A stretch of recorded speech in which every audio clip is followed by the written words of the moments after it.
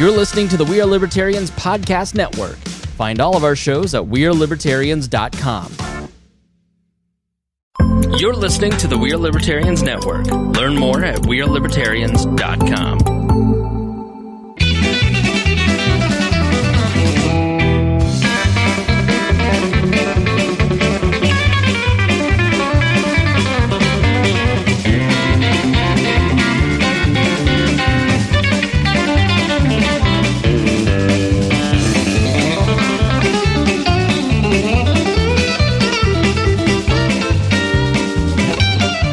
Welcome to the Boss Hog of Liberty podcast. This is episode number 188 of East Central Indiana's favorite podcast. I'm Jeremiah Morrell. Today I'm joined by producer Chris Guffey. Hello. Co-host Zach Burcham and forever co-host Dakota Davis. Today's episode features the four of us sitting around a table and talking to you. You had to crack that open because we're still washing out the taste of something that happened in Patreon. Yeah, that's right. Worth it for the Patreon. Guess which one of these beverages in front of them. We're going to be talking about our wonderful Christmas times. We're also going to be talking about Henry County going... That's trademarked. We can't say that phrase. Oh, come after me, Disney. We're talking about Henry County going red and what that means for us, and also talking about the Nashville bombing incident and whether or not we're going to get $2,000 in the mail. Who knows? Find out with us and enjoy the ride. This show is about our lives in rural Indiana. We're here to push your boundaries and make you think as individuals. Sometimes we'll provoke you. Other times we'll make you laugh, but hopefully you'll always learn something new. We just recorded a Patreon. We missed last week's show. The reasons why are explained in the Patreon. We won't tell you here because there's no such thing as a free lunch. But we did have some premium content in there. There was a Christmas gift exchange. Christmas. If you missed it, that's sad for you. Anybody here listen to Hello from the Magic Tavern? No. Dang it. No. Pass. Someone listening to this does. Somebody probably does. And they just laughed at Christmas. So we put that in the can. We always have to thank the folks. We'll have Zach do this. Zach's gotten really good at thanking people and reminding us why we thank certain individuals. Oh, yeah. You got thank all the people that chip in every month, help keep the lights on, and in this case, the heat on. And if you contribute more than $50 a month, you get mentioned in every episode. And so we got a big thanks to Chris Lamb, Christy Avery, Jonathan Phillips, Anthony Meyer. And also, I'm not sure if Guffey can go find it because I don't know if he has, but Anthony Meyer's GoFundMe still going. And you can find the link to that. He's a truck driver. Is that fully funded yet? It's not done? I haven't checked on it yet. I haven't checked on it in a minute, to be honest. Sorry, Anthony. Those folks chip in. The kind of Anthony heroes. Meyer is a true American patriot that is helping serve our country in one of the most grueling times and grueling years that we have experienced in our young lives. He is a trucker delivering goods all across this great nation, and he's trying to go out independent and work on his own and be his own man. And I support him 100%. I think that most of us in here at least, donated to the GoFundMe, and he has helped our podcast out a lot, so it would mean a lot to us and him if you chipped in as well. I know Dakota did. I know I did. I know Craig DaCosta, the incredible Craig DaCosta, kicked in on there as well. So it's well represented from the Boss Hog family. We did do the gift exchange. Did everybody get their gifts? Did they show up on time? Are you still waiting on the Postal Service to deliver things? You know what's funny is that things are all good. My grandma lives in Florida, so she used to drive up, and we could just do gifts like normal. But the past few years, they've not quite normal. They've stopped driving, and so they fly up. And last year, I was like, she's a big Disney fan. She lives near Orlando, so she goes to Disney a lot. And I bought a book that was like I guess it was like a scavenger hunt of Disney. Like you find places, take pictures of it, paste it in the book. It's kind of neat. And I was like, I'll just have it sent to her house from Amazon. She goes to Epcot and goes to the Canada and says, hey, here's me at Canada. Yeah. And this was last year, of course. And I purchased the book. It wasn't Prime, which was a mistake. And I purchased the book around December 10th, I would say. And then it never showed up to her house by the time that she got to my parents' house for Christmas. And I was like, well, it might show up. I don't know. And then she's like, okay, no problem. And I let her open up like the receipt that I had gotten it for. And then she goes back home to Florida, and about a week and a half goes by. Still. And she's texting me, and she's like, hey, you might want to check on that package because it still has never showed up. And then like 3 days later, it finally got to her house. But then this year, I did the same thing and had something sent to her house from Amazon. And it was there at, I don't know, just a few days later. It was there like early December, way before Christmas time. No problem at all. No problem. I ordered on December 7th. I ordered a number of things on Amazon, but there was a EU COVID mask that I ordered for Sarah. She knows about it, so we're not ruining Christmas now. I showed her a picture, but it's from the Schitt's Creek documentary. And I ordered that December 7th, and it still has not even shipped. So shipped, arrived. Amazon's not quite sure what happened to it. My 2 packages, one of them sat in LA from December 9th until like the 27th, and then it showed up. And then it made the trip across the country in like a day. And then I had one that was... So it was in LA until after Christmas. It sat in LA till like the 27th. And then it was like on a plane in Newcastle, like before I could figure out what had happened to it. And then and that one made sense to me. That's the one it just sat. That was customs. It just sat in... No, it came from California. It like started in Van Nuys, and then it got to the hub in LA and just never moved. The one that came from China, it's the one that was the mystery one. And I know a lot of people have had this issue. And so this is the one thing that I think the Postal Service could look at and analyze to figure out how this happened. This is the package that was in Muncie on December 14th. 15 miles away from us. Yes. And then it went from there to Chicago, to Pittsburgh, to Cincinnati, to Indianapolis, back to Muncie, and then to Newcastle over the course of like 2 weeks. It showed up like a couple days later. What kind of condition was the package in when it finally arrived? It was like a soft bag. It was like Christmas pajamas. And so it wasn't too bad off, but it did look like it traveled as far as Santa Claus. It had a full road trip. And it came over on the boat from China to start. Yes. Yeah. Like it was one of those things that was not on Amazon. It was some website. And I would just get these cryptic emails about, oh, here's update. It's in we're getting it to you. We're getting it to you. And then I get one. I'm like, what is that place? I look. I'm like, oh, it's a port in East China Sea. And I'm like, this is not going to be good. Do you have the shop app where you can track all of the package? It links to your email address. Oh, so really? any package that is being shipped associated with your email address, then it populates all in the same app. Oh, that would be handy. They didn't even give me an actual shipping. I emailed them and said, hey, what's going on with this? Because all the updates say the same thing. Traveling within our system. And it didn't get into the U.S. Postal Service's possession until it was like in Muncie, I think, or something. I can't remember. And they didn't email me back and they said, like, here's the shipping tracking number for it. So that was the first time. But yeah, that one's the one I'm like, you could have called me and I'd have driven up on the 14th to pick it up. But instead it traveled all over the Midwest. Yeah, but they probably couldn't have even found it in the building at that point. They know it's in Muncie, but it's in here somewhere. And I thought of that because that was about the time the picture popped up of like a room that's, a big room in a post office and it's 4 feet deep of boxes. And I imagine that's where the one that was in LA was just in a corner. And then once they got like 2 days without packages coming around, they were sifting through stuff. So I've ordered stuff since then and it all came in on time. Somewhere around December 10th, we sent out, I want to say, I don't know, 100, 150 Christmas cards. I don't remember exactly the number. Whatever Sarah and I agreed on, and whatever the package size was that we ended up getting ordered from our printer. I got one of those. And we dropped them in the mail.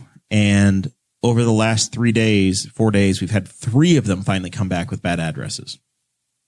It took them from December 10th until the end of December. And it's not been like, hey, the stuff further away or closer to home came home first. We had one that was going to Minnesota that came back a week ago. Yesterday, cousin Donnie, who's been on the show, his card in Florida bounced back to us, finally came back yesterday. And then today, we got one that went to Bloomington, Indiana, 100 miles away. And it's been bouncing around the system and finally came back today. For work today, I got a letter back from the post office that we mailed to somebody about something for my job. And it was for an exam in September. And it bounced back but I've already corrected his address, scheduled whatever I need to do, and gotten it back to him. But the first return letter just got to me. And it's been floating since September. It's been floating for 3 months. That is insanity. Yeah, it's like my job allows me to kind of study that a little bit. If people call me, and they do, because a lot of the stuff, we mail out a lot of stuff for my job, and it comes with you need to call by this time kind of thing. And a lot of letters all summer have been getting and everything's from Indiana, 8 or 9 days to get to places. And there's letters. So Pony Express is faster than that. So I want to go around the room. I think our Christmas cards mostly left on Saturday night. I dropped in the post office box Saturday night. I think most people got them on the Thursday. Most. Yeah. That was about I think I got yours before. The median timeline. Yeah. I want to go around the room and I want to talk about our favorite Christmas gifts this year. I want to put everybody on the spot and think, who do I want to make happy and whose heart do I want to break by telling them their Christmas gift is not my favorite. I'm going to start with Chris Guffey, the homeless man in the corner. Oh, yeah, of course. Wait. Let's make him feel bad. Chris, you did receive Christmas presents this year, right? I did receive gifts. Because I gave you a little shot bottle. It's true. That was the favorite? No. God dang it. Broken. I'm going to say probably, and as weird as it's going to sound, the drawer organizer for my nightstand. No way. Yeah. I got one of those too, and it was going to be my favorite gift. Yeah, man. It's so exciting because I've just been dumping change. This is insane. I've been dumping change and, pens and cards and stuff in there. And I'm like, does this sit inside of a drawer or it sits on top of the nightstand? No, it sits inside the drawer. It's like a utensil thing, but for your bedside And table. so, because I had created a list. Do you keep the condoms like little vertical racks like it's a vending machine, or how does that work? No, they're actually right beside it. They're not in the organizer. I literally just sent you all a picture of mine, just so you know that I'm telling the truth. But no, I created a list, and Paige's parents and brother and grandparents had bought pretty much my entire list. And Paige was like, "Well, what do you want?" I was like, "I could use a drawer organizer for this nightstand." She goes, "Okay." And then next thing I know, on Christmas Day, I opened up, and there's a drawer organizer. So that's hilarious. Everything I got was extremely practical. As you get older, that happens. Yeah, my You family get super excited about it. My family has and Sarah's family is very small, so they get rolled in with us. So we all just have this big maximum $100 gift item exchange. So you get one big gift. And I put in 2 items in from my Amazon wish to everybody. I'm like, hey, I either want a DeWalt leaf blower. Oh, I had that on my list and didn't get it. I didn't either. Or I wanted a telescoping ladder for my camper because I don't have a ladder for my camper. Oh, those are nice. You can borrow one of mine. That's what I got. I got a 12-foot telescoping ladder for my camper so that I can get to my slides now. Because a couple earlier this year, I had to have somebody on my.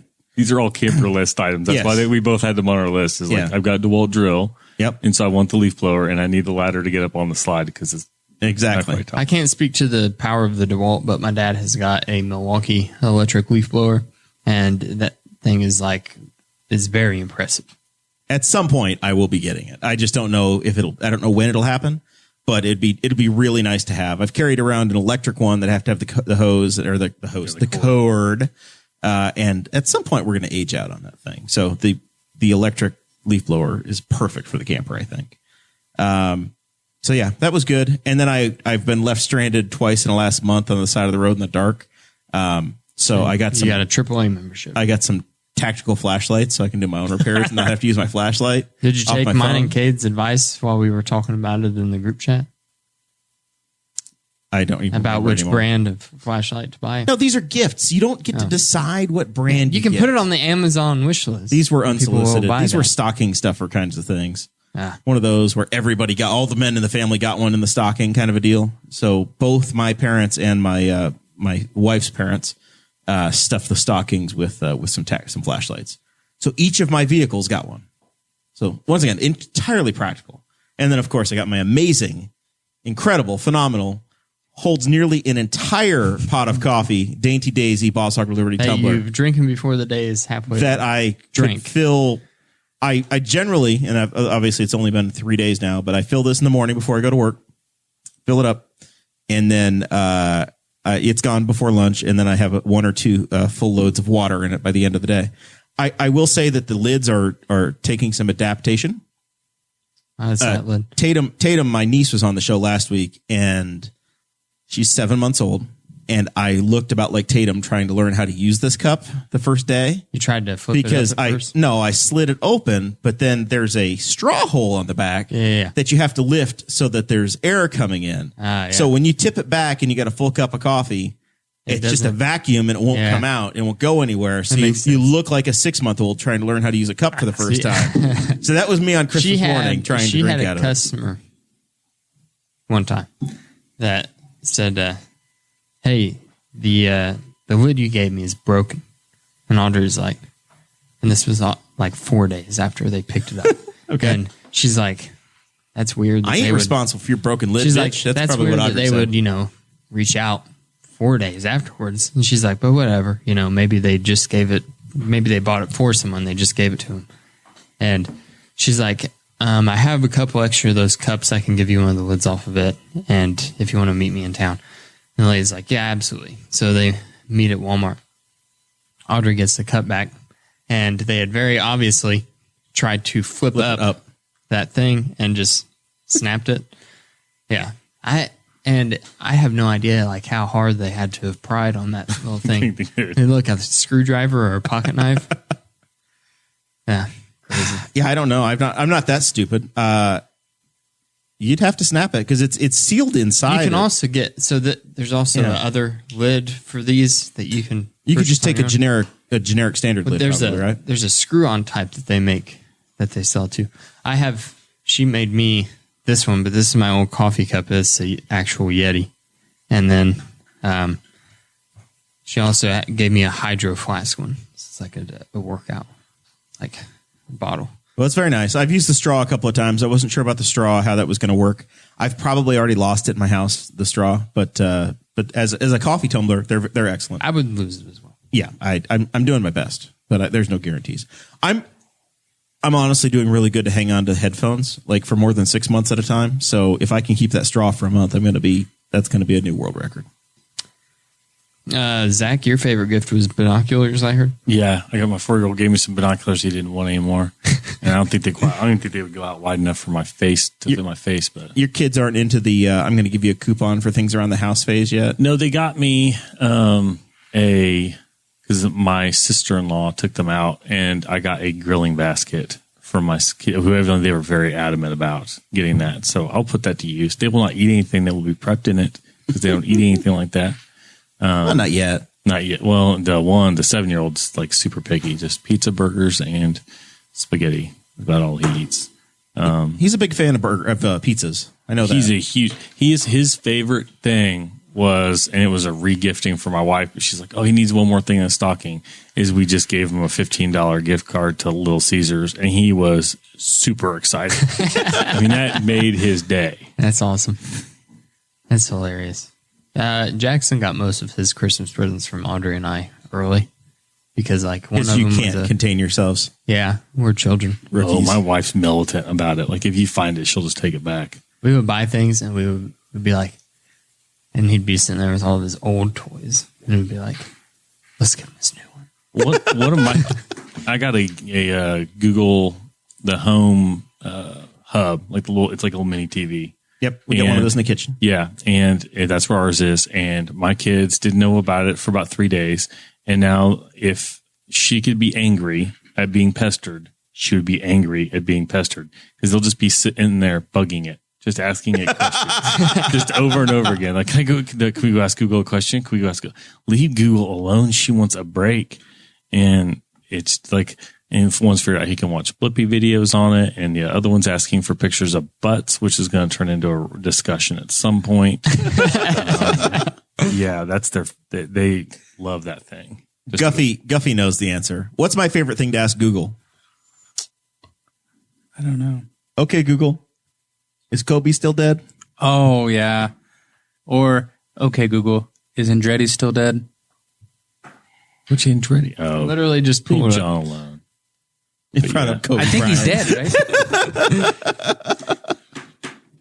Yeah, It's John Andretti. He's dead, right? Yeah. Okay. Yeah. Yeah, those We're are all, verifying. You have to be more specific. There's a bunch of Andretti's. There's a lot of Andretti's. There's a lot of Andretti's. They reproduce. It's that was January. That joke started in January, Guffey, back when we lost Kobe It Bryant. feels like 2015. Back when we could watch sports and we were at the Potters. We were all at my in-laws' house, and the Kobe Bryant helicopter crashed. So I kept asking all day long, because the TMZ had it first, and is he still dead? Is he still dead? And now it's just, Kobe Bryant's dead, and here's what the deal is. But it was actually an active news story at the time when we started asking. Yeah, because you didn't know if TMZ was legit or not. Correct. My favorite gift was probably the organizer, but I also got this thing that I want to talk about because you guys are going to find it interesting. I think Zach might be interested in this afterwards. It's called a Shakti mat. What is that? It is this mat that you lay on. It's a padded mat, but it's got these little white discs that are about the size of $50, and they have these very sharp points that come up on them. And then you lay down like on your back where you put your legs on it, and all those little points, they just go like right into your skin, and it is like a trauma experience. So your body wants to immediately heal it, so it rushes a bunch of blood to the area. And obviously it doesn't puncture your skin, right? But it rushes the blood through all the muscles and to the top of your skin. And it's really nice. It's a really good feeling. It sounds scary at first. It's like, the first time I did it, I laid on it. It was Christmas Day. I laid on it for like 10 minutes because this is a mat or it's a mat. Yeah. Okay. It's like a safer version of a bed of nails is what it sounds like. What if you hit it too hard? Well, Like they're Jackson only tripped like I want to say probably 3/16 of an inch tall. In the Flintstones version of this, it'd be Fred playing with a porcupine. Yeah, they are really sharp. I could only bear it for like 10 minutes. I was like, this is extremely painful. And then I was reading about it, and it was like, for the first few minutes, if you've never done it before, it's going to be really painful, but you just kind of have to deal with it for a minute. And I was like, all right. So then the next day I laid on it again, and I laid on it for about half an hour. And I was like, and then I got up and I was like, wow, it felt very similar to walking out of a massage parlor. Like, muscles are like real loose and warm because it's a wild experience. Sounds interesting. My dad got one as well. My mom got him for us. And the very first day was Christmas Day. He laid down on it. He was like, this is kind of uncomfortable, but he's also a nearly 50-year-old man. So he just fell asleep at the same time. And because 50-year-old men can nap anywhere. Yeah. He was literally on the living room floor. Yeah. It's hard to get up too. You're like, Yeah. I'm just down here. So I might as well sleep. And he was asleep on it for an hour. And the instructions say like advanced users can be on the Shakti mat for 45 minutes. And was he just pure red? Overachieved. the next day, he's like, it also has a little pillow too, like a neck pillow, so that your neck's not uncomfortable on the floor. And he's like, look at my neck. And it was covered in these little red dots, like just perfectly spaced tiny red dots from like the bottom part of the back of his skull all the way down his back. He was on it too long, and it started to get through the skin. You went straight to advanced. Yeah. So that was pretty funny. That's terrifying. It's really nice. It's a really good feeling. I've been doing it a lot. They say that like you can also stand on it bare feet. I haven't been brave enough to do that yet because I feel like there's a maximum weight to do that. That's a lot more pressure. And then you start to push it's like, okay, if you weigh 180 pounds, yes. If you weigh 250, no, don't do it because your skin can only take so much. I get your skin sensitivity would be a very big deal. If you have very sensitive skin or a very low pain threshold, then can you walk on gravel without it hurting? Yes or no? That's your determination as to whether or not you're. This is gonna hurt more than gravel. I just feel like it's standing on your feet. That's not like laying on your back. You've got your whole back of surface area to spread on the little spikes. Guffey, you see what I'm saying though, right? Guffey's playing games. I try to roll him in, but I know he's not really listening. If you can't walk on gravel, you shouldn't try that. Walking on this medieval torture device. I've done walking on gravel. I'm learning now because my kids to walk on Legos because they're constantly everywhere. So I probably could handle. But yeah, I can handle pain for the most part. But that sounds interesting. That sounds a little scary at first. To like, it's really nice. It was one of those things where it was like I put it on my Amazon wish list because I read an article about it, and I was like, I'll try it. Boom roll. Yeah, I was like, I'll put it on there. If someone gets it for me, then great. If not, then that's fine too. And that's pretty. Like as it got closer to Christmas, I was like, I really kind of hope someone bought that for me because I'm really, really curious now. And I saw my mom got it, and I was like, yes, very nice, very nice. So this year, you asked in the show notes if this year's Christmas is different than previous ones. And I will say, ignoring COVID and all the other BS that goes with that, it was different for our family because we had 2 little ones. So Tatum was 7 months old, and then everybody got my nephew Will some stuff. So the kids had there were so many presents. It was enough for a child's lifetime already. Did Will, Tatum's not old enough, like next year after is when Tatum gets, it's like when they're like a year and a half to 2 or 3 when they start to really understand what's going on. But Will is in a prime age. Can Will pace himself or does Will blow through presents?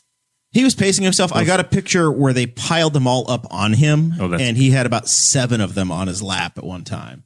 Jackson just goes through so fast. And then like it's like my wife and I didn't open any gifts, and my kids were completely done. Like, what are we doing now? I'm like, I don't know. Figure something out to do. It's my turn now. Yeah, Jackson had no idea what was happening. As a matter of fact, on Christmas morning, the way our house does on Christmas morning, my in-laws come over to our house and we eat breakfast and then we open presents. And I had to take Jackson to the bedroom to take like a 20-minute power nap in the middle of presents. He needed a break. There were so many. There's just a lot going on. And we also have a 2-year-old niece. So she was like screaming in excitement the whole time. Guffey, this is your first Christmas in the new house. Correct. So we spent Christmas Eve with her parents, her brother, and his girlfriend at our place. And then Christmas morning, we woke up and went to her parents' house about 8:39 and trekked all the presents over there. So my parents always have a huge Christmas Eve party at their house on Christmas Eve. And that's kind of been our I'm never tradition. invited. We always... You probably would have been this year. I got uninvited this year. It was sad. I've been talking to Dakota's mom about it for months. Yep. It was the only thing we talked about. It was just, but they couldn't do it this year. It was a very scaled down. It was pretty much just immediate family or immediate 2 families, basically. It was basically my family, my mom's mom and stepdad, and then your mom's best friend. Yeah. Yeah. That was it. Family. And not even her family, just her one son. Yeah. Yeah. Oh, man. Zach, what, anything odd? Odd. It was an odd Christmas with COVID stuff. Just normally, my family does Christmas on Christmas Eve. And so that was normal. My in-laws had theirs kind of on Christmas Eve too. So that was kind of a whole day thing.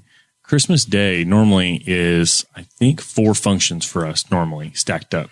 We had 1. It was at 4:30, and I found out how very ill prepared I was to have nothing to do all day.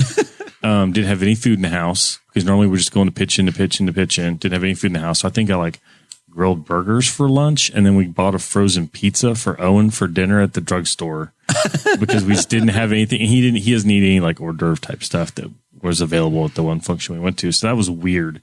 Normally it's get up, chill for a few hours, and then we literally hit a function, and literally everybody in that function gets up, goes to the next function, and it kind of snowballs from there, and there was none of that. So it was kind of odd. In honor of Dakota's dad, we made water chestnuts at both of our things. That's your dad's big thing, is the water chestnuts wrapped in bacon. Exactly. Were they as good as his? They were fantastic, yeah. They're so good. They're damn... I don't know why we only serve them one time a year. Yeah. They're an excellent dish. And they're a vegetable. I mean, bacon with a vegetable. Come on. I didn't like them for the longest time because that water chestnut texture, that crunch. That crunch didn't do it for you? But I came around to it just last year. And then I had a couple of them last year. I was like, these are actually pretty good. And then this year, we went to my parents' house, and I was actually really, really hungry. And and my dad still made like the same amount that he always did whenever there was 50 people there. So I just pigged out on those all night. I want to talk a little bit about Henry County going red. I put stuff in here about the vaccine, but then I remembered we already went over all the vaccine stuff and like who's going to get it and how that all works.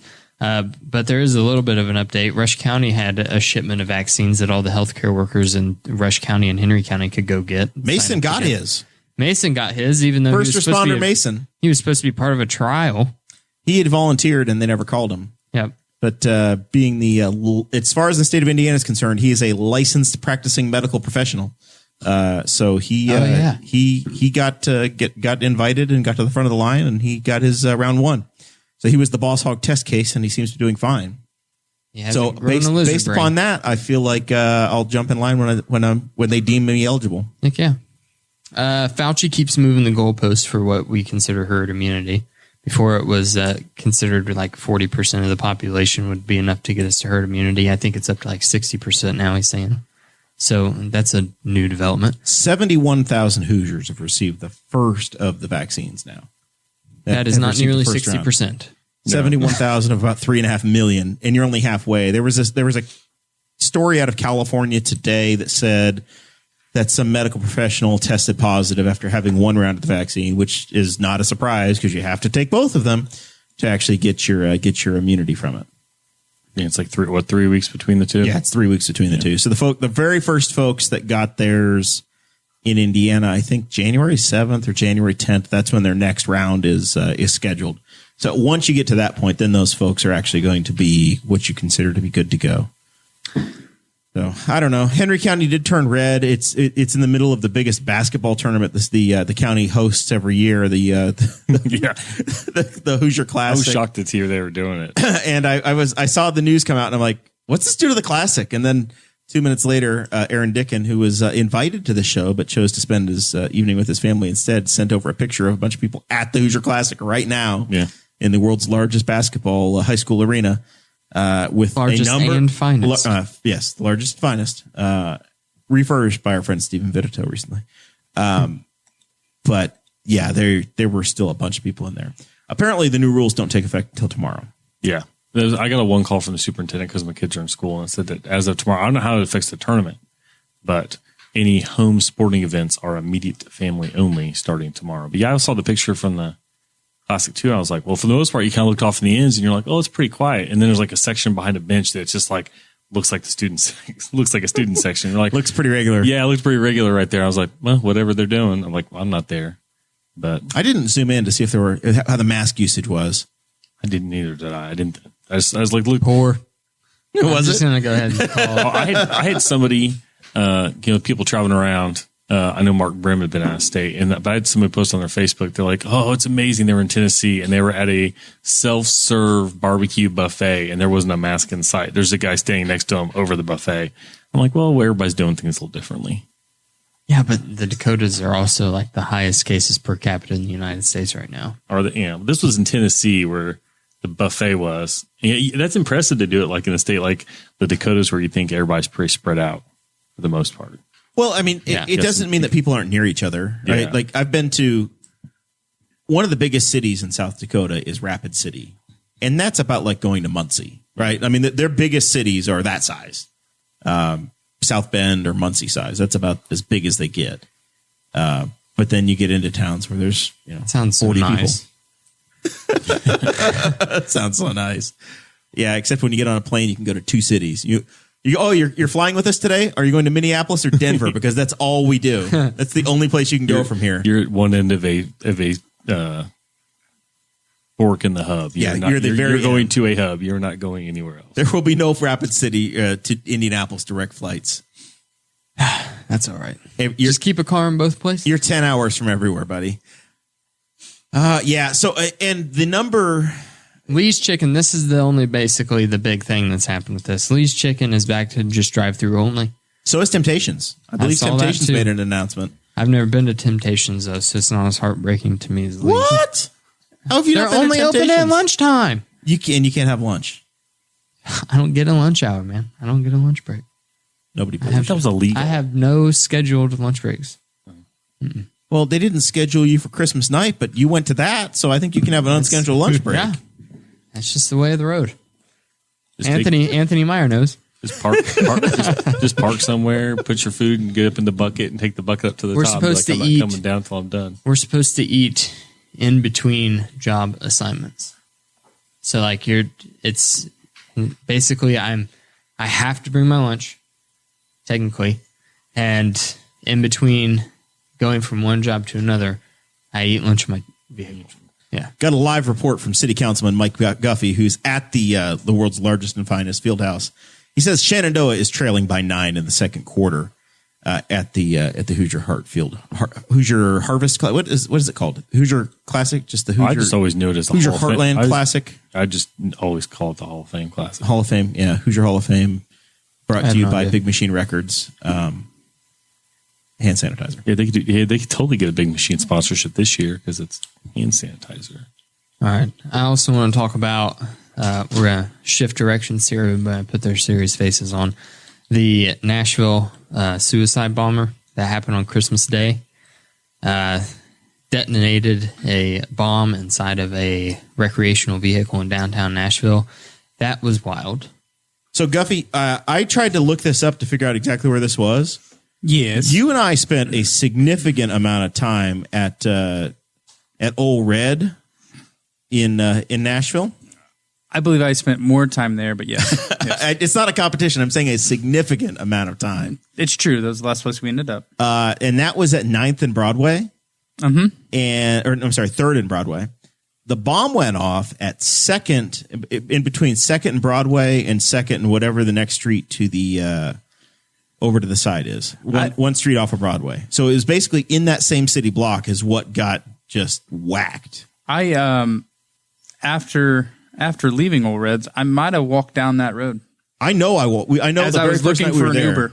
As I was ordering an Uber and waiting for him to show up. I know the very first night we were there, we all walked that street. There was an Irish pub that I was trying to figure out what got destroyed or what was damaged. Yeah. It's kind of hard to tell from the pictures because you can't even see. I mean, you can't see buildings even in a lot of the shots. It just looks like in the middle of like a neighborhood that got leveled. And I'm like, I don't even tell if this is a town. It looks like a scene Commerce. from the Middle East. Yeah. So Broadway, it was at 2nd and Commerce, and 2nd and Broadway is where the Rock Bottom restaurant is. If folks remember that. And Old Red, Blake Shelton's restaurant, is at 3rd and Broadway. We spent significant time at the Sun Diner, which is about a block and a half away, for Dakota's bachelor party. We had breakfast there. For Mason's birthday, we were at the Fleet Street, which is about a block away as well. I mean, this is right in the heart of Nashville. It's crazy the destruction that happened. So I don't know what to expect when we go crawling back there in a couple months for you, Mr. Guffey. Yeah, I don't know either. We'll see. We'll see. We'll be reporting from the scene. Just a few months later. No one was hurt because I'm sure that most people already know this story, but the van or the RV Camper. sorry, This is a Class C Ford motorhome. the recreational vehicle started playing. If you can hear this, evacuate immediately. Yeah. How freaking and counting had that down on for loop. 15 minutes And then he played downtown. Downtown by Petrulia Clark, which I immediately went to the Seinfeld. Yeah, you sent that video to the chat. And if you guys aren't familiar, it's Jerry and George reading the song lyrics, or basically it's George saying everything and then going to Jerry Jerry saying downtown. Yes, it's very creepy. Yep. It's wild. It's creepy. It sounds like it's entirely caused by 5G. The best story we've got so far is that he was freaked out over AT&T and 5G, or he was trying to knock out 911 for a bunch of towns, because apparently that happened. Or it was because Trump lost and he was mad at technology. Dominion voting. Yeah. Those are all the theories. We don't really know. He didn't tell anybody anything except he told his neighbor that the world will remember his name. But if he was just trying to be remembered, he did it in the worst possible year. because no one. Yeah, I don't know his name. It. And I don't think I'll pick his name up. I saw his picture and was like, yeah, that looks about right.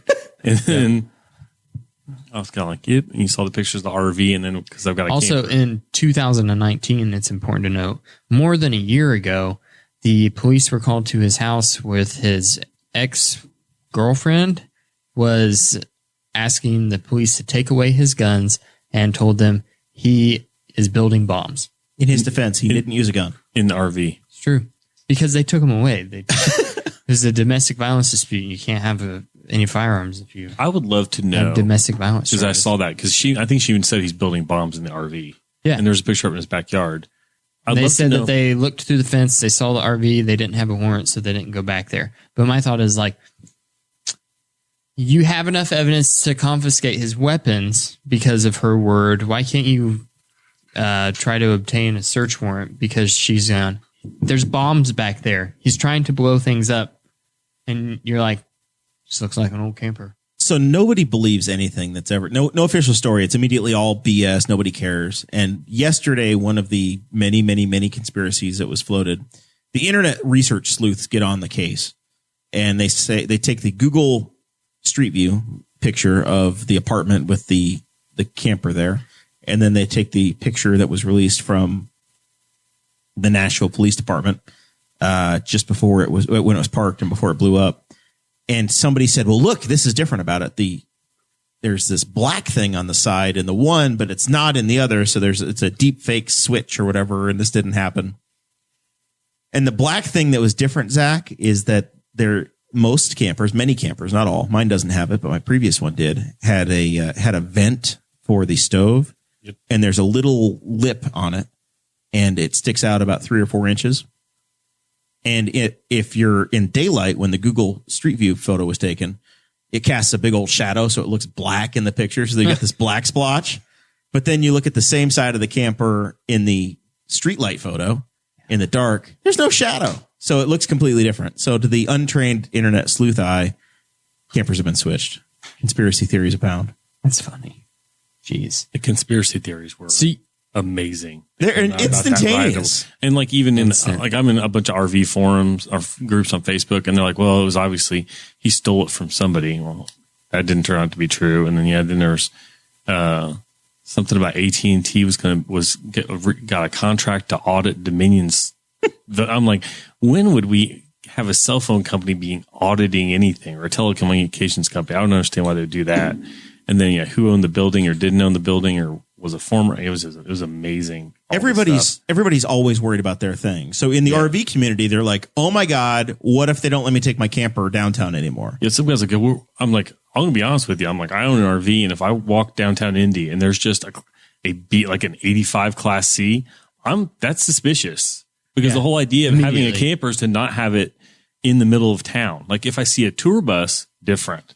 You'll see tour bus all the time. But yeah, if I see a Class C in a downtown of a major city, I'm suspect and I own one. So you look at a camper and you think, okay, you saw the amount of destruction that was there. Yeah. You saw immediately that, hey, this is not 40 pounds or 60 pounds of propane that blew up. Yeah. I even thought how easy it would be to make one blow up just by doing that. Just open up the gas tanks on the stove and set a timer for something to light up. Yeah, and then I saw that was a real bomb. That was a real, yeah. So you guys know me as the guy that has the MREs and the food stores. And did you immediately start growing greens? I just started thinking about it. I have a small IFAC in both vehicles. Actually, well, technically all three, because I have one in my work vehicle too. It's like both of them are just kind of like small trauma kits. There's a stent and a tourniquet, and that's it. You have a belt. Why do you need a tourniquet? That just sounds not wasteful. The same, because then someone has to maintain pressure with the belt. Either the person who just had their arm blown off has to hold the belt tight, or you have to stop carrying to anyone else around, or the person, and hold the belt tight. I know that the tourniquet, they saved Alex and Artie's life with a belt. That's good enough for me. It's done.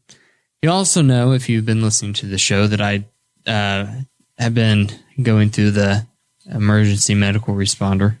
I took the one class. There's none coming up until next year. But I saw this, and no one was even injured, but I was just like, there are crazy people everywhere, and I need to step up my game on this a little bit. So I bought some more trauma kits, and I want to talk it honestly really worries me, all this stuff. My biggest fear is to be in a situation where I know things that I could do when someone is hurt, but I don't have the things to do them with. The concept of that just kind of shakes me. Not having your tools. Yeah. So I immediately, on Christmas Day, was on Amazon, looking for things to buy, nice backpacks to put them in, things that I could carry, through stores by myself.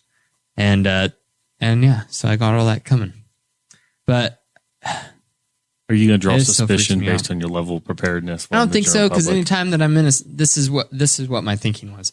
Because you see those losers that are wearing the tactical stuff all the time. Yeah. You know what I'm talking about. And, well, not no one in particular, but you know the guy. You see it. Stereotypical pictures. Yeah. He's open carrying. So, yeah, that's also true. And so I've been thinking, how do, if I have a backpack, then I'm not going to stick out like a sore thumb. I want to say all this because I think that this thought process could also be useful for other people who may think like I do. So I don't want to stick out like a sore thumb by carrying some stupid tactical backpack that's probably made in China and really cheap, and it's going to fall apart easily. But also, any store or anything that I go in, I'm probably going to have a small child with me. So I'm not going to look that out of place by having some sort of bag. So you're going to carry this as your nuclear football. You're always going to carry this. It's a man purse. This is always going to be on you. Well, except for in here. Then it'll be, if I'm going into somewhere that's where my vehicle is close by, I'll probably just leave it in there. Okay. Just like I do. But if you go into Walmart, you're going to carry it. Yeah. Target, whatever. Yeah. Superstores.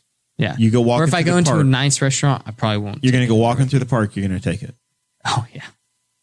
Walking through the park, yeah. Maybe not the one in Spiceland.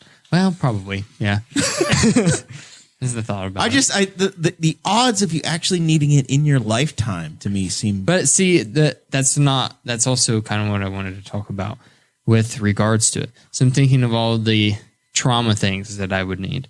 Because I mean, the last time a bombing like this happened in my memory,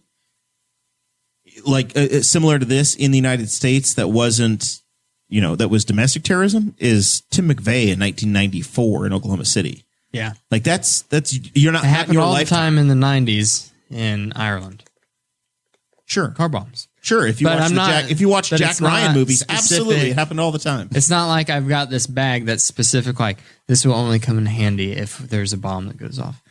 Because in my trauma kit, I've also got, I also have wound packing gauze. I also have chest seals for bullet wounds.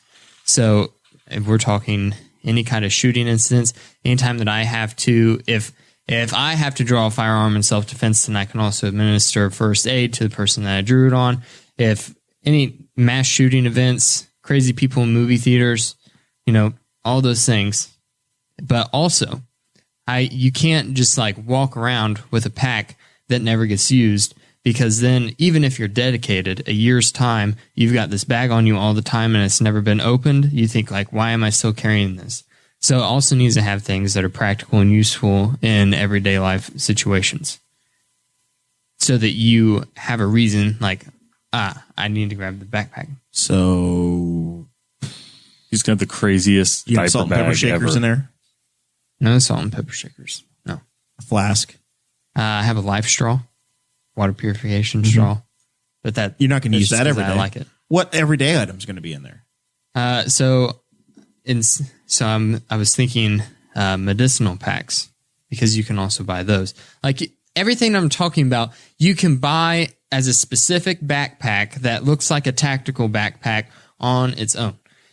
But I want a small, compact backpack that can have some of Jackson's things in it in case he ever needs it. and can have some things that I need in it, but it can also be used in severe emergency situations in case that need ever So you're going to have a portion of things for your nuclear in football. a small backpack, Okay. the size of a laptop bag. Sure. That is where we're at. It will Okay. then have like diapers and wipes in the corner. So you're like, And those snot sucker things. yeah, So you'd be like, yeah, it's my diaper bag. we don't have one of those. Not we use the You just- uh, Use your you own had that, suction. yeah, that one. Yeah. yeah, the suction thing.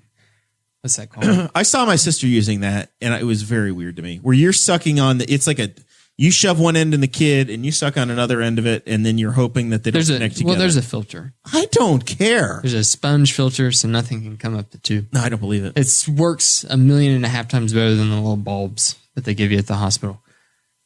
Anywho, so what could you have in too your gross. backpack that could come in handy in an everyday life situation? Emergency change of socks. You have a headache.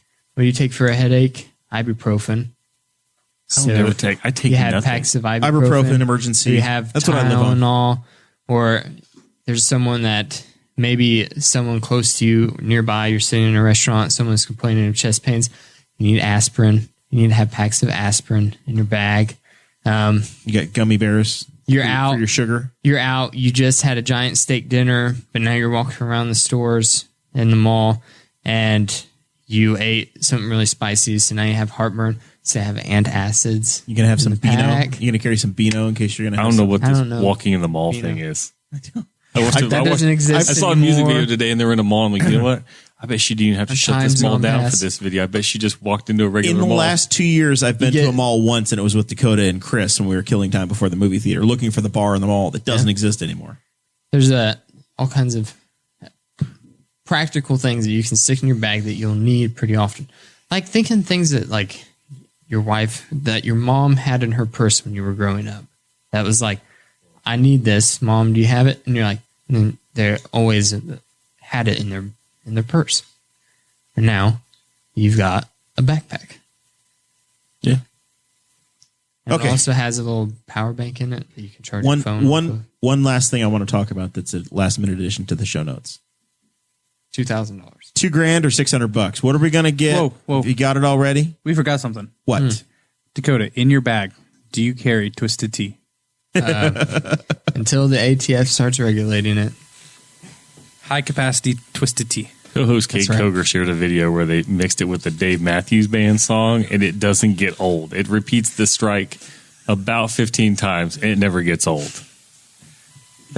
I need to watch that. I didn't see that. There's that. It sounds hilarious.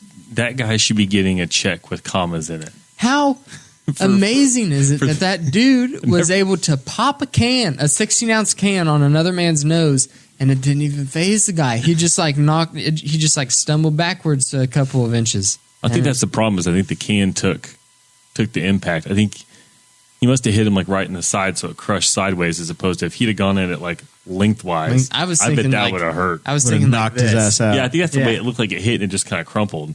But it looked impressive, and I'm still waiting for somebody to have really slowed it down with the sound, because I bet that's a satisfying video to see. That would be.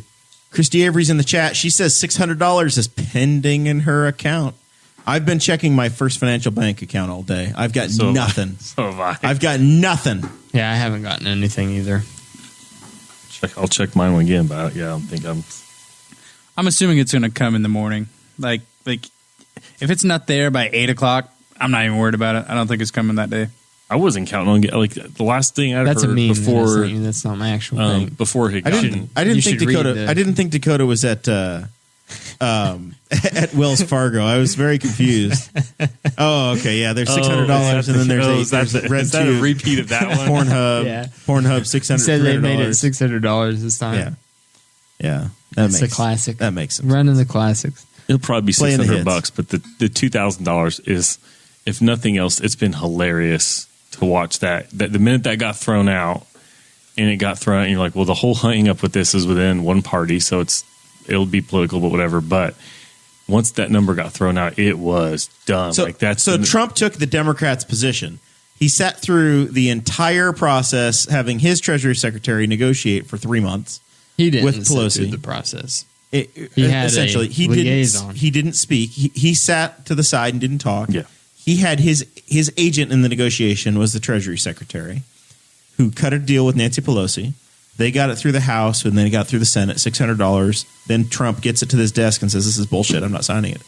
It's not enough money for the American people." And it was because it got, and I even got a little confused in it, but I was aware for my work, involvement with the federal government, and they were on the verge of shutdowns like the last couple of weeks. We get an email on Friday, says, "You're coming to work. The feds are going to be shut down if they don't get something figured out." And so the budget's been getting kicked down the sidewalk for a couple of months. And so evidently that got rolled in. They finally passed an appropriation bill. And that's where all the stuff people are mad about is all the foreign aid. Sudan getting $700 billion, whatever they're getting, or $700 million.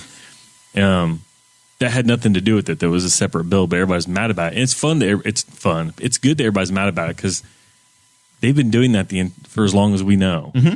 Those we've been sending huge amounts of money overseas. The Christmas vacation gifts have been, or JPEGs or memes have been off the charts. Oh yes. Oh yeah. A donation's been made in your name to the Sedan for $350 million. Yeah. Or you thought you were going to get your Jelly of the Month Club, or it turned out your Christmas bonus was just $600.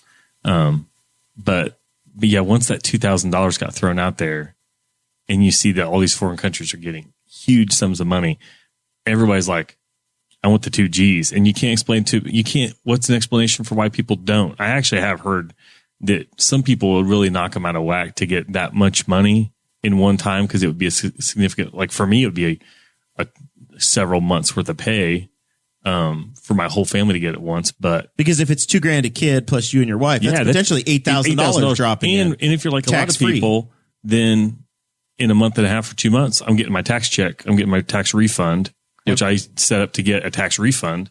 And so they'd be, I think there was a guy that was in one of the wall group that was posting, he's like, there are people that will get, in theory, like $16,000 over the course of like a couple of months. And that's, I mean, it could be potentially almost a life-changing amount of cash for folks, for a lot of people, to get ahead and get right and do the right things, if that did happen. Yeah. It's a huge chunk of money. As opposed to the $600 is like, it's enough to help. And a lot of people need the help. Some of them don't. And they got things, but if you all of a sudden, that flips into, like for my family, from $2,400 to $8,000. That's $8,000 is a lot. That is that's a totally different bracket in terms of what I'm going to do with it.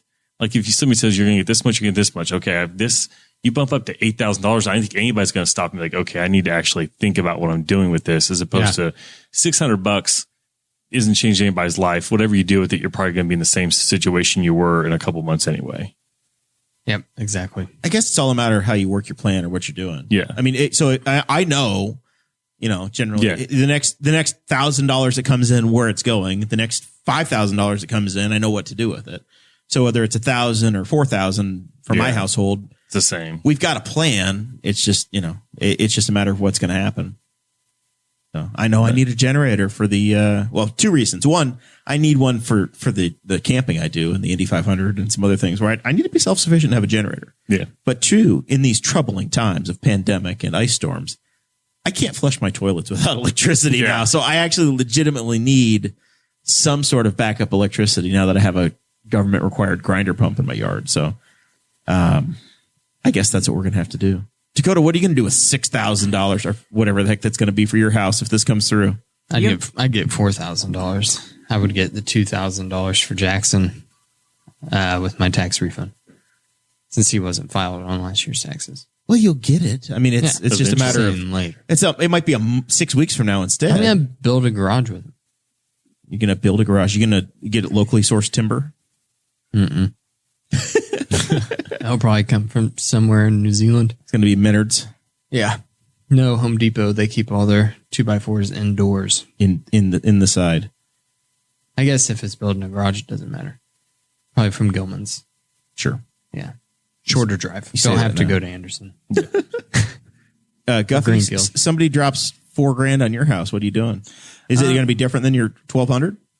Yeah, it'll. So if they drop 4,000, it's going to go into the savings account. And after Paige and I get married, we'll take a honeymoon somewhere. Because as it currently sits, we're going to postpone our honeymoon for a little while so until we. I, as the taxpayer, have to pay for your honeymoon. I, as a taxpayer, am just trying to get a little bit of my tax money back. I figure if we go on a vacation, it's I think Jackson this is bullshit. I'm against the $2,000. I don't want to pay for your trip to Cancun. That ain't my fault, bro. I don't want to pay for your generator. I earned it. It'll be like the Jacksons and Owen. Yeah, Jackson and Jackson. Yeah, paying and for Owen. it until through their retirement, probably. At this point, does it really matter?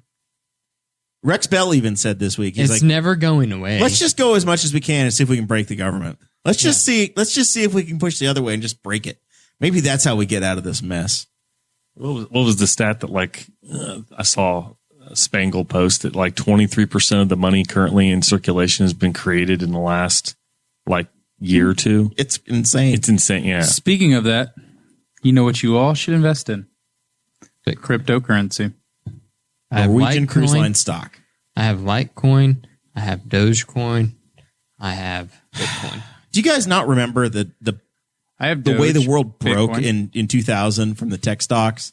I have a friend I feel like that's what you're coming up on again. I have a friend that said if you bought into Holden. Bitcoin right when it started, if you bought $1,000, then you'd be a billionaire.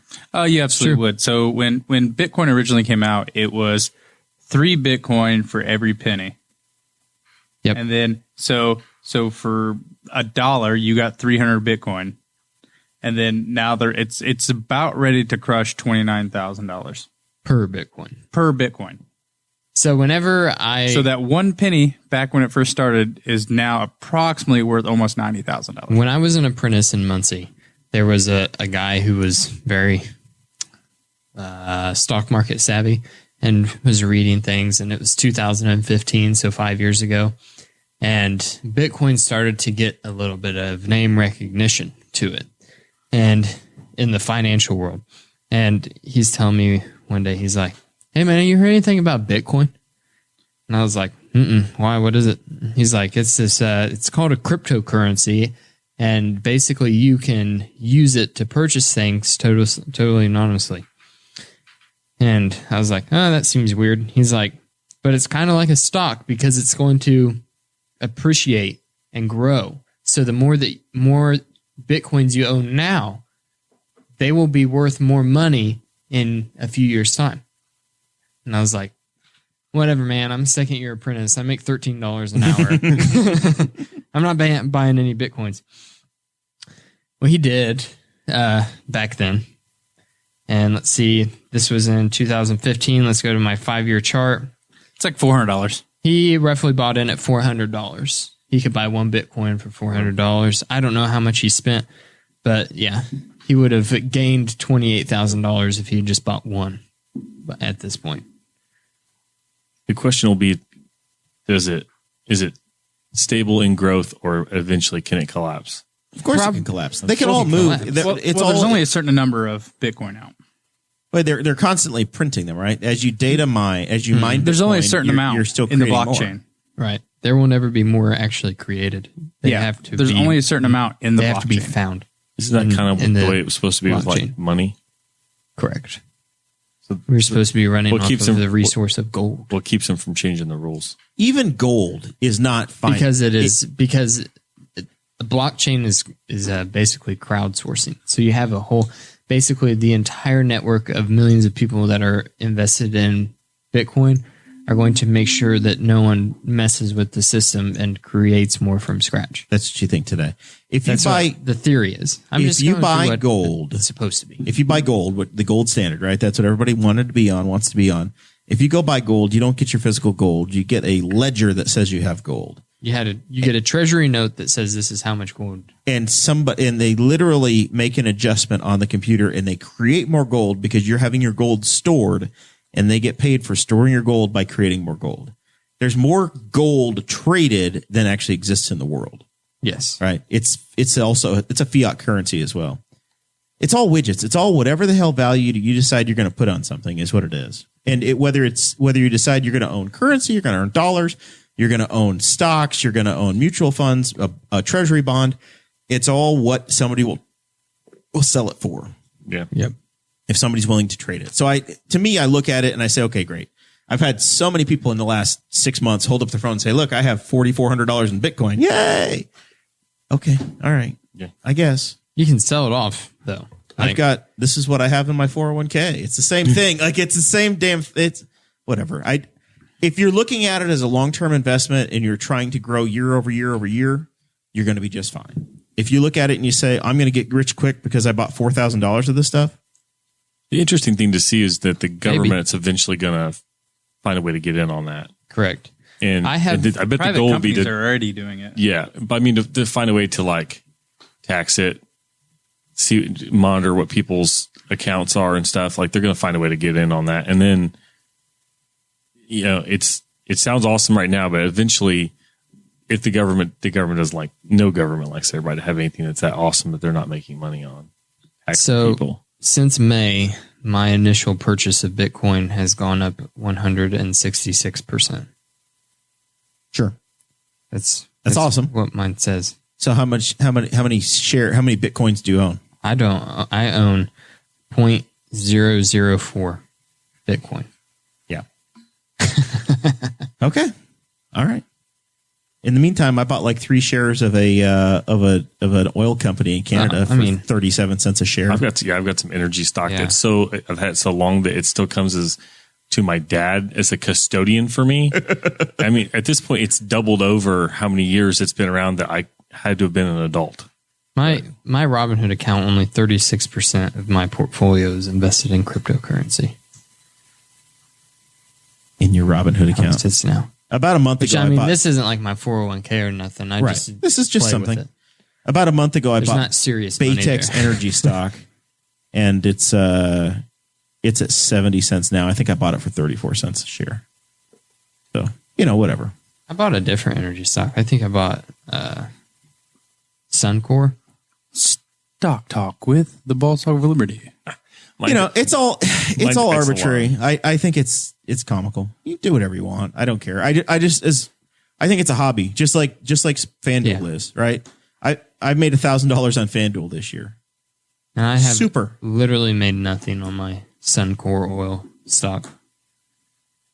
It has gone. I've gained 28 cents. Everybody says the prices are about to jump. I don't think that's going to be the case, but it has an 83% buy rating from the experts.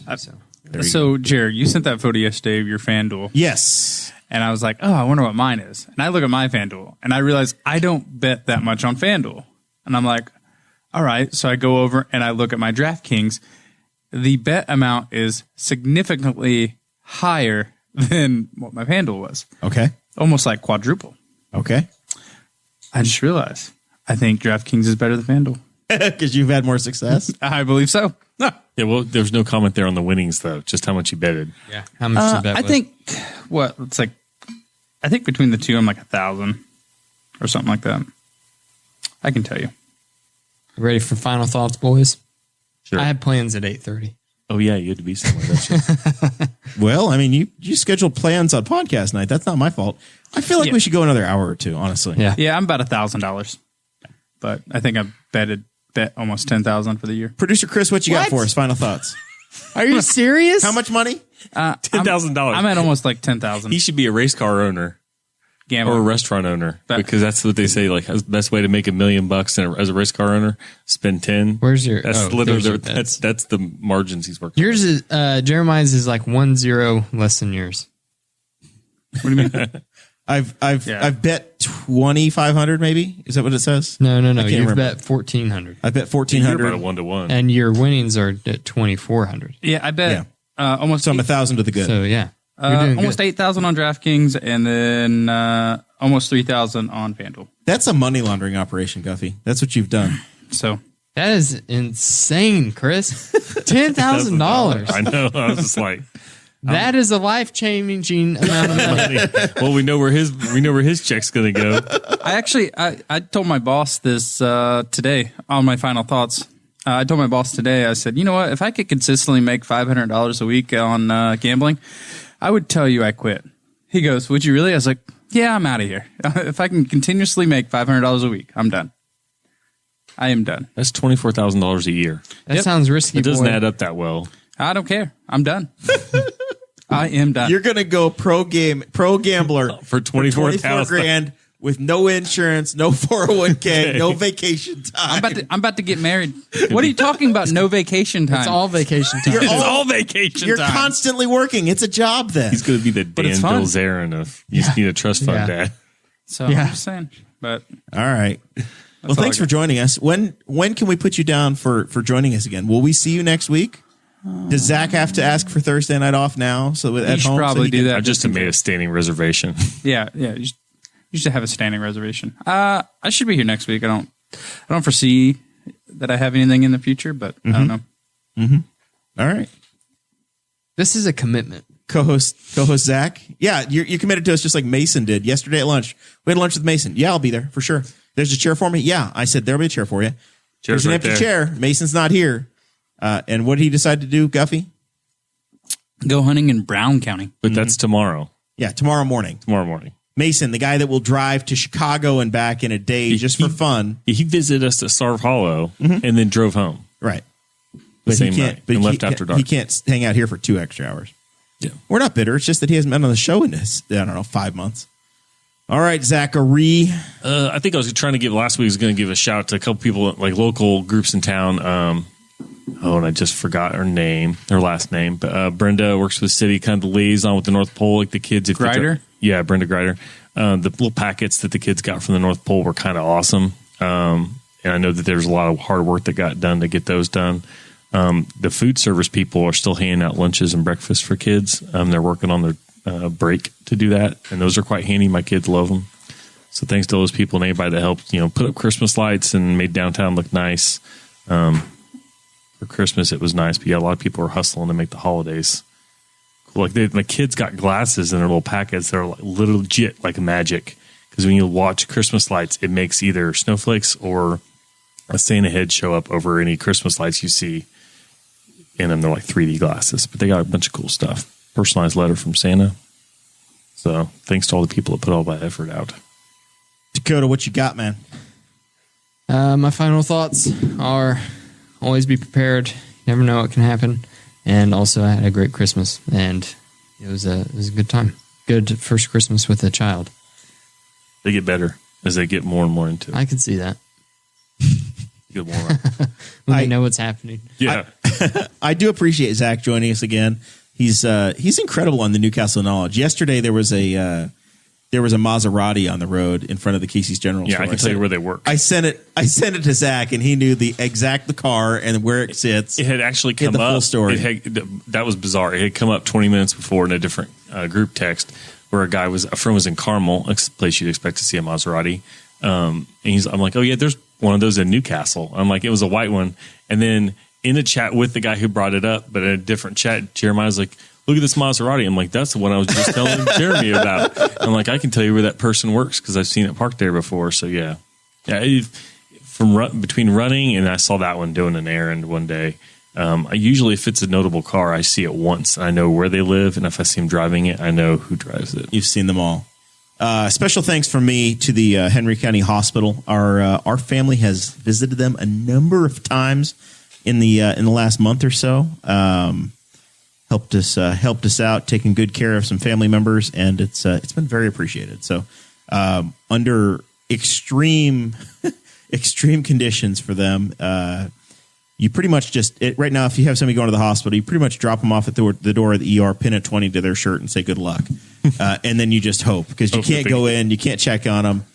It's a very strange and difficult time, but they're trying their best. They're trying to take good care of folks for us, and we're figuring it out as we go along. So heartfelt thanks to everybody at our local hospital here in Henry County, but anybody that's doing that across the country, it doesn't go unnoticed. We appreciate it. We'll see you all next Thursday night.